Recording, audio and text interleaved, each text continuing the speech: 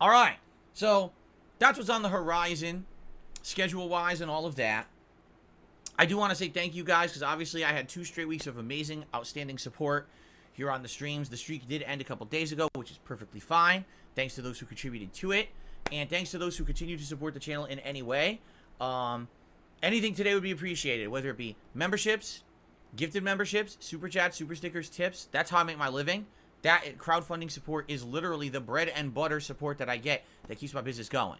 Yes, I get ad revenue, but that's negligible. It's really all about the stream support. So thank you in advance to anyone who supports in any way. Yes, we have all of our usual rewards in effect.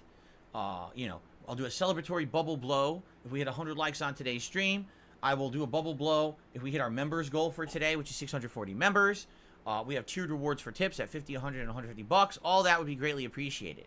Now, also, before someone brings it up, yeah, a bunch of memberships expired over the course of my day off. You know, when I left on Tuesday night, we were at like 700 something, and now we're down to 630. I mean, it's to be expected.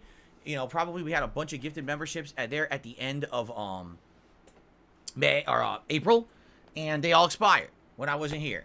So maybe you might notice you're in the chat today and you're like, oh crap, I don't have a membership anymore. Yep, if you had a gifted membership last month, you know, at the end of the month, it's probably expired, but you know, we'll see what happens. Perhaps if you'd like to support the community as a whole, gifted memberships are a great way to do that. Okay, tips obviously would be tremendous right now to help out with everything going on.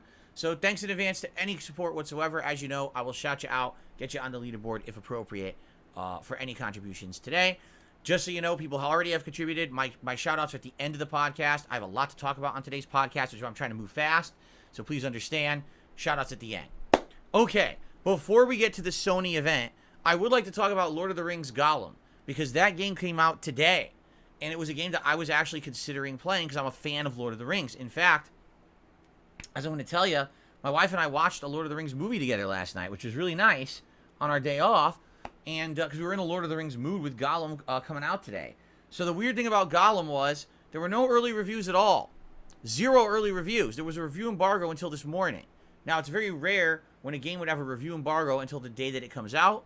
Well, it turns out there's a very good reason. It's because the Lord of the Rings Gollum is one of the worst games of the year.